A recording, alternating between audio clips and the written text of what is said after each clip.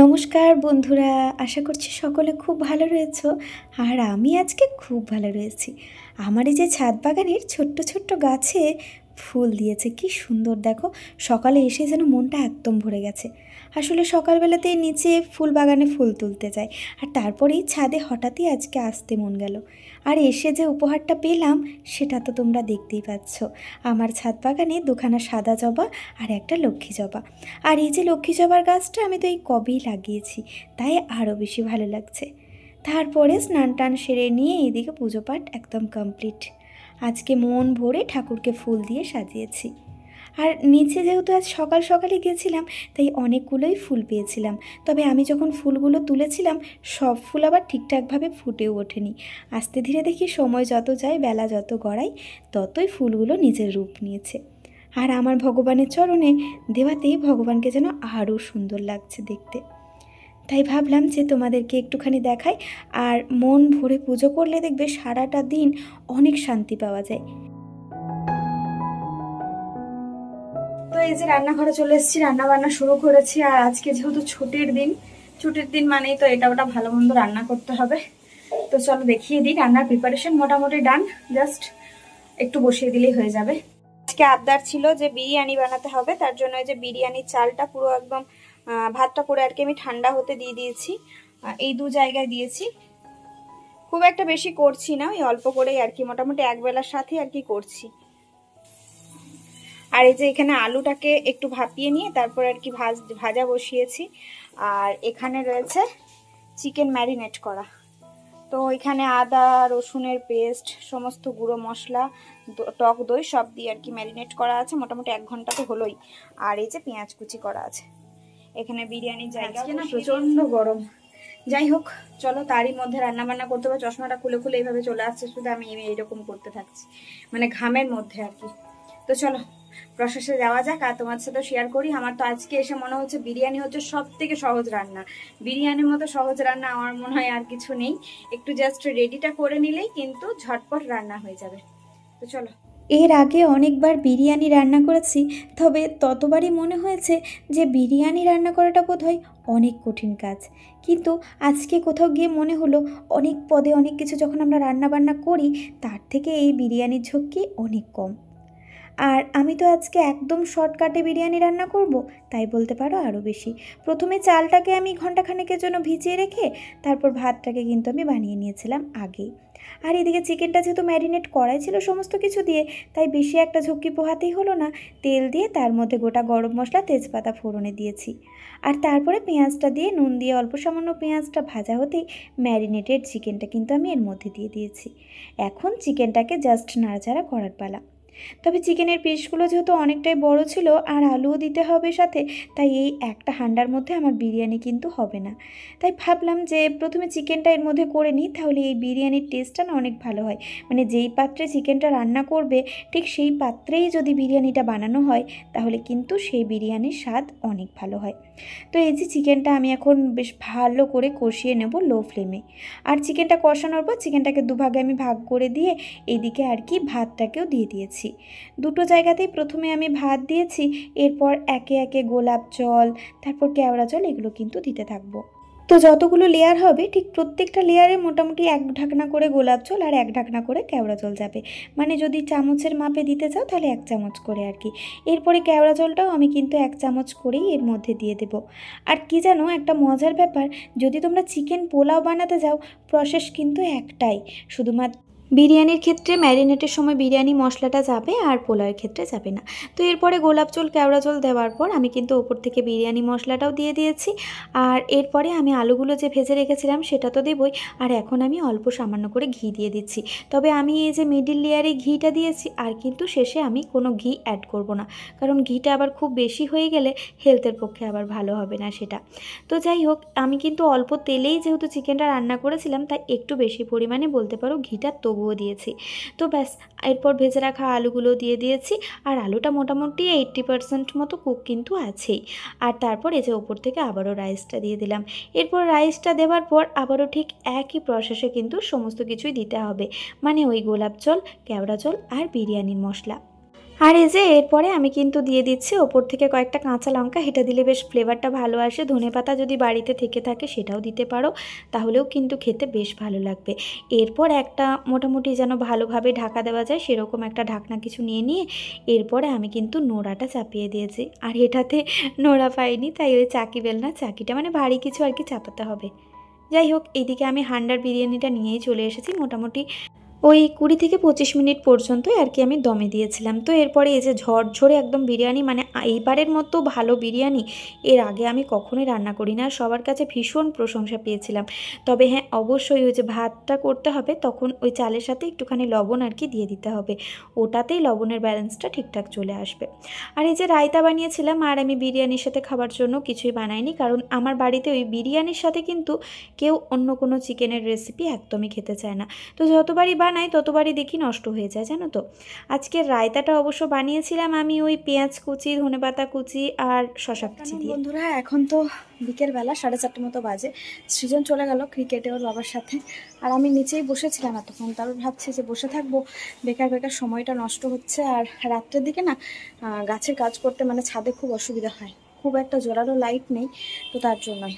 আর আজকে না গাছগুলোকে রোদে দিয়েছি, ওই যে দূরে ওই দিকটায়, মানে সকালে যে রোদটা আসে সেটা ওইখানটা ভালো আসে।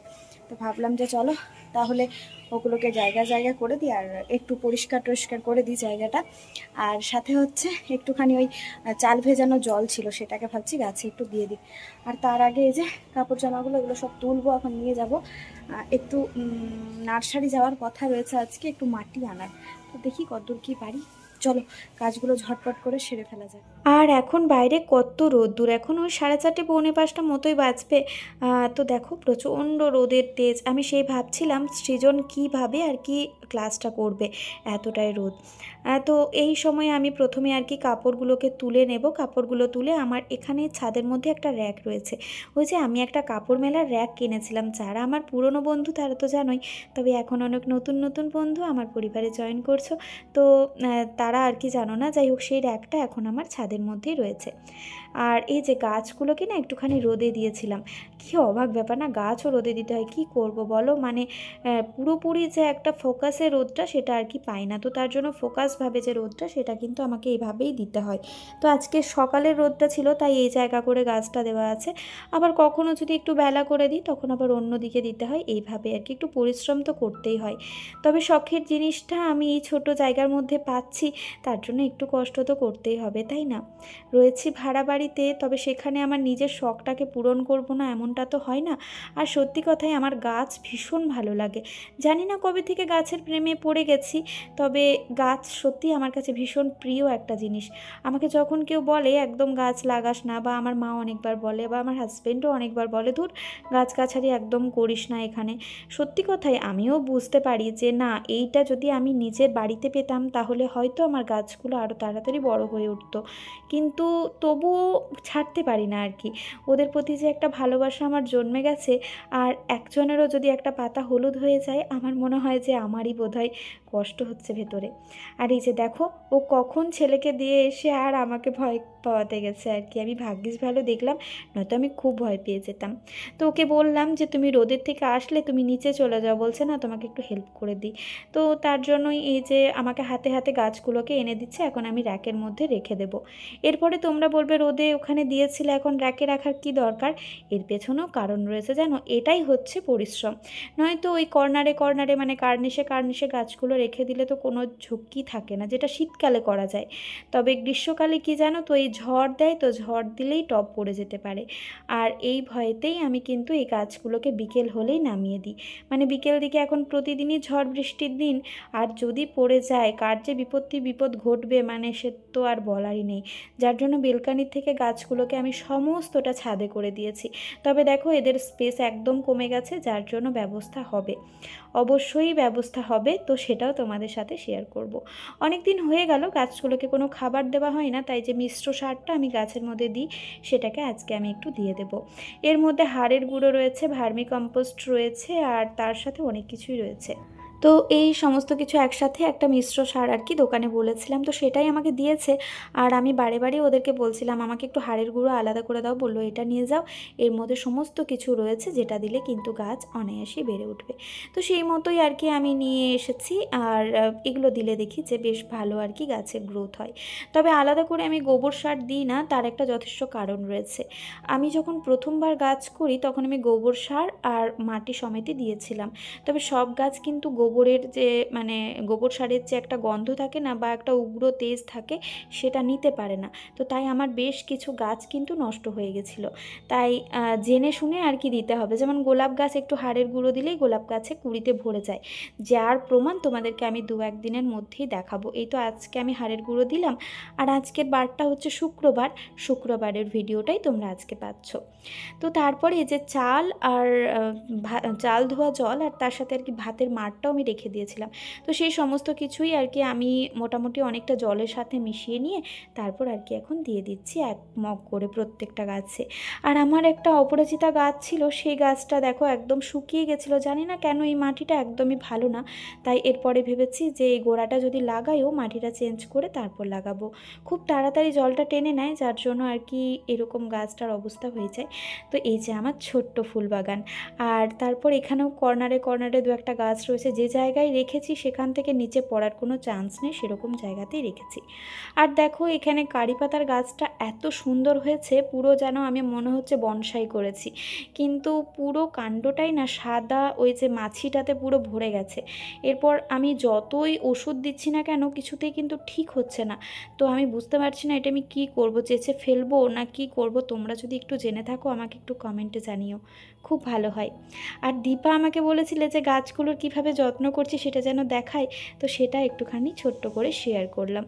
কি বলো না, ছোট ঘরে থাকলেও মনের ইচ্ছাগুলোকে আমাদের কোথাও অপূর্ণ রাখা চলবে না, তাই না?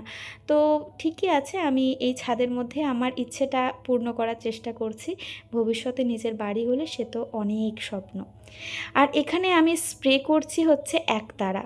একতারাটা খুবই ভালো। এটা 1 লিটার জলের মধ্যে 1 চিমটি দিয়ে প্রত্যেকটি গাছের কাণ্ড থেকে পাতা একদম সমস্তটা জুড়ে দিতে হবে। আর দেখো এখানে গাছে জল দিতে দিতেই মাত্র 15 থেকে 20 মিনিটের মধ্যে ঘোর করে মেঘ চলে এসেছে। ছাদে গিয়েছি, ওইটুকুনি সময় তোমাদেরকে রোদ দেখালাম, গাছটাকে যতটুকুনি যা করলাম ব্যাস। তারপরে যেই একটুখানি ওর বাবা সৃজনকে দিয়ে ঢুকলো আর বেরিয়ে গেল আর কি। এত ভোর করে মেঘ এসছে, তো ছেলে তো মাঠে খেলতে পারবে না, তাই ওর বাবা আবার ছুটে গেল আনতে। কি সমস্যা বলো তো, 2 দিন খেলে আর এরকম প্রতিদিন মেঘ বৃষ্টি ভালো লাগছে না। প্রচণ্ড প্রচণ্ড হাওয়া দিচ্ছে জোরে জোরে। তবে এরকমে তো ছাড়বে না, যতক্ষণ না বৃষ্টি আকাশ থেকে পড়বে ততক্ষণ পর্যন্ত ছুটি দেবে না। দেখি মেঘটা কত দূর কি হলো, যেন বৃষ্টিটা না হয় এটাই ঠাকুরকে ডাকছে, হাওয়া দিয়েই যেন সেরে দেয়। এর আগেও একদিন এরকম হয়েছিল, নয়তো ছেলেটা আমার খেলতে পারে না।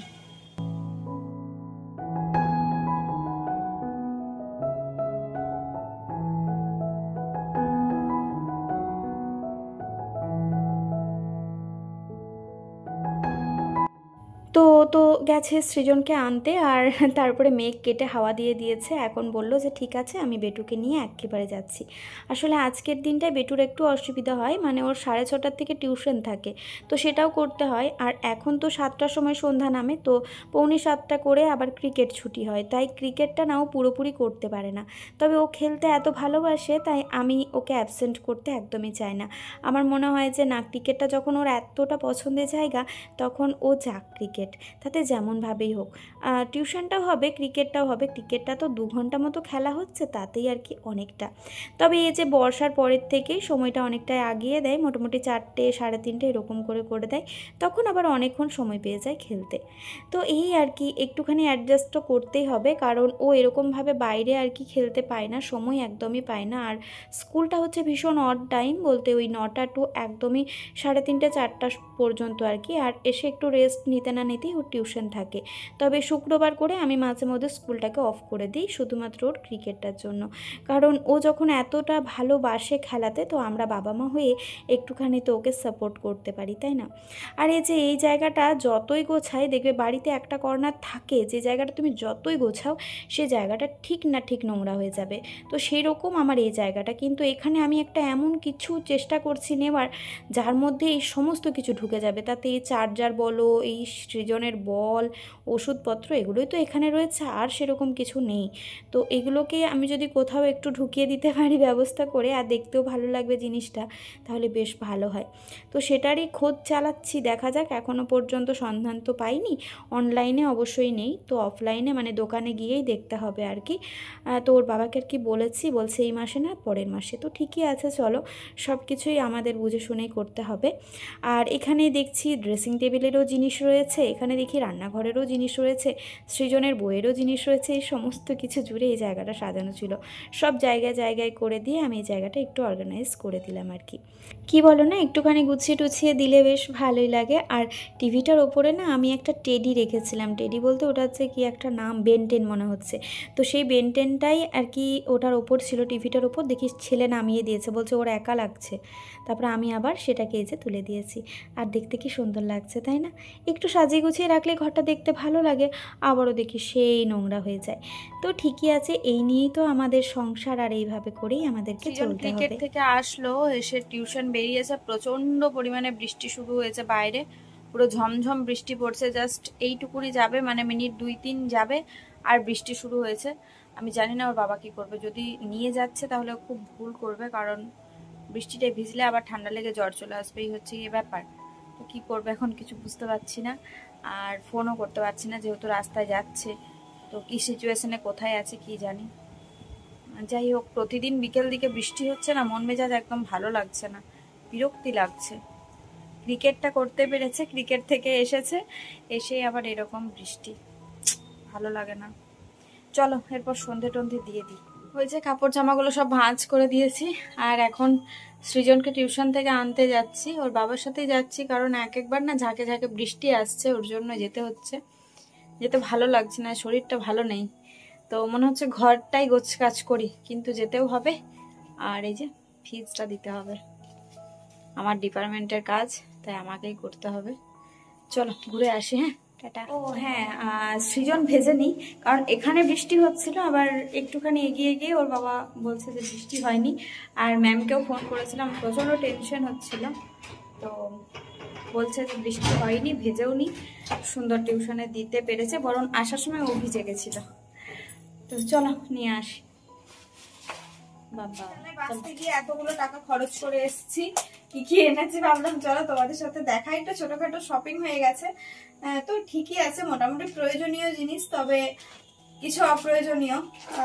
যাই হোক, প্রথমেই রয়েছে যে আমার একটা কুর্তি, মানে আমি কিনতে গেলাম একটা প্লাজো, সেই অর্থে আর কি বাজারে এবারে পাইনি। তো পুরোনো যে আমার লেগিংস গুলো রয়েছে সেগুলো এখন পরছি, সেখানে গিয়ে প্লাজো নিতে নিতে আমার এই কুর্তিটা বেশ পছন্দ হলো, তো আমি না করছিলাম, তো বলছে যে হ্যাঁ নিয়ে নাও, আর আমি এটাকে পুজোতে তুলে রাখবো। আর একটা যদি বা আমি স্ট্রেট প্যান্ট পেলাম, সেটা আবার এর সাথে এমন ভাবে ম্যাচ হয়ে গেছে যে আমার আর মনে হচ্ছে না যে এখন আমি ভাঙি, মনে হচ্ছে তাহলে সেই পুজোতেই আর কি ভাঙবো। দেখো পুরো সেটটা দারুণ লাগছে দেখতে আর কি। এই যে বেশ একটা সুন্দর একটা কম্বিনেশন হয়ে গেছে, তো এটা আমি তুলে রেখে দেবো। আর নিয়েছি হচ্ছে কিচেন টাওয়েল, তো এটা কিচেন টাওয়েল নয়, ওই যে আমি বিভিন্ন রকমের ভিডিওর জন্য এটা নেওয়া, অ্যাকচুয়ালি সবজি টবজি অনেক সময় চপারে কাটা হয়, হ্যাঁ, তারপরে হচ্ছে চপিং বোর্ডে, আর রুটি বেলা হয়, সেই আর কি তলাতে একটা কাপড় দিয়ে যেহেতু ওই সমস্ত কাজগুলো করি, তো ওগুলো আমার আর কি ফুরিয়ে গেছিল, তো একসাথে আবার 3টে করে সেট, যতগুলো নিতে যাব সবের সাথে একটা কোনোটা বিক্রি নেই, সব 3টে করে সেট 99-এ, তো ওই জন্য ওটা একটা নিয়েছি। আর হচ্ছে আমাদের এই চাউমিন মোমো এই সমস্ত খাবার প্লেট বলতে ওই বোরোসিলের গুলোই রয়েছে আর কি, এরকম ফাইবারের গুলো নেই, তো এইগুলো 3টে নিয়েছি 3 জনের জন্য। এগুলো 39 করে নিয়েছে, 39-এ প্রচুর জিনিস ছিল, তো দেখে মনে হচ্ছে 39, কিন্তু একটি নিলে তো হবে না, তাহলে যখনই তুমি 3-4টে নিচ্ছ তখনই 100 টাকা 150 টাকা বিল হয়ে যাচ্ছে। এরকম আর কি করে করেই মোটামুটি অনেকগুলো টাকাই দিয়েছি। আর আমাদের চা খাওয়ার কাপটা ভেঙে গেছিল একটা, তো একটা কাপ আলাদা আবার আরেকটা কাপ আলাদা, দুজনেরই একটা একটা করে একদম ভেঙে গেছে। তাই ভাবলাম যে এই যে দুটো কাপ নিয়েছি। চা খেতে বেশ ভালো। ওর ডিজাইনটা একদম পছন্দ হয়নি, বলছে ধুর এটা কাপের মতো ডিজাইন হলো, এটা একদম গ্লাসের মতো লাগছে। তো আমার বেশ ভালো লেগেছে। কতদিন আর যাবে, কাপ তো লাগেই আমাদের। তবু এই কাঁচের কাপগুলো দেখছি খুব ভালো। আমি টানা 6 মাস একটা কাপ ইউজ করছি, মানে বিশাল ব্যাপার। আমি তো কাপ কিনতেই থাকি, ইদানিং কেনার হাত একদম কমিয়ে দিয়েছি, মানে কিচ্ছু কেনাকাটা করি না। আগে তো প্রায় স্টাইল বাজার যেতাম, এখানে যেতাম সেখানে যেতাম, মেলাতে যেতাম, শুধু জিনিস নিয়ে আসতাম। আর হচ্ছে আমি এই বাটিগুলো ইউজ করি, তবে এই বাটিগুলো আমার দুটো রয়েছে, তার মধ্যে একটা নষ্ট হয়ে গেছে, লালটা ঠিক আছে। তো ভাবলাম 3 জনে যখন একটু মুড়ি টুড়ি খাই বা একটু কিছু খেলাম, তো তখন কি হয়, দুজনকে স্টিলের বাটিতে নিয়ে একজন আবার এই প্লেটে নিই। তো তার জন্য এই দুটো বাটি নিলাম। এগুলো বেশ মুড়ি টুড়ি খেতে সুবিধা, বেশ মানে ছোটোর মধ্যে আর কি। তো একই কালার নিয়েছি, অরেঞ্জ ছিল, সবুজ ছিল, লাল ছিল। অরেঞ্জটা আমার ভালো লাগেনি আর সবুজটা আর নিলাম না। তাই ভাবলাম যে চলো 3 জনের জন্য লালটাই নিই, পরে যখন আবার সবুজটা নেবো তখন আবার সবুজটাই নেবো, এই আর কি। আর একটা জিনিস হচ্ছে, এটা আমার ছিল না, আটা চালা। তো আমি ওই যেটা চাউমিন ছাকার ভাত ছাকার সেগুলো দিয়ে আটা চালতাম এতদিন পর্যন্ত। কিন্তু কি হয় তাতে জানো তো, মানে ফাঁকটা যেহেতু একটু বড় বড়, তো ওই পোকা টোকা গুলো কিন্তু অনেক সময় চলে যায়। যদিও আমার পোকা ধরে না, তবুও কখনো ইনকেস। আর সবসময় ময়দা তো চেলে নিতেই হয়, সুজিতে অনেক সময় ছোট ছোট সুরুই থাকে দেখবে, তো সেটাকে চেলে নিতে আমার মনে হয় এগুলো বেস্ট আর কি। তো তাই এই নিয়েছি, এই টুকিটাকে কেনাকাটা, এতেই কত যে বিল হয়ে গেল। যাই হোক, চলো তবে এগুলো একটু গুছিয়ে রাখি, ভাবছি তোমাদের সাথে কালকেই ভাবলাম শেয়ার করব। আর কি হয়েছে, ভিডিও প্রচুর জমা হয়ে গেছে স্টকে, এরপরে আমি ওই জন্য বুঝতে পারছি না যে কি করব। তো দেখলাম না আজকে ঠিক আছে, চলো আজকে তোমাদের সাথে শেয়ার করে দিই রান্নাঘরের জিনিসপত্রগুলো। তো চলো বন্ধুরা, তবে আজকে নয়তো ভিডিওটা এখানে শেষ করছি। আমরা এরপর শুয়ে পড়বো। গুড নাইট, দেখা হচ্ছে কালকে আবার একটা নতুন ভিডিওর সাথে। ততক্ষণের জন্য সকলে খুব ভালো থেকো, সুস্থ থেকো, সাবধানে থেকো। তো আজকের মতো এখানেই, tata bye bye, good night. Tata করে দাও।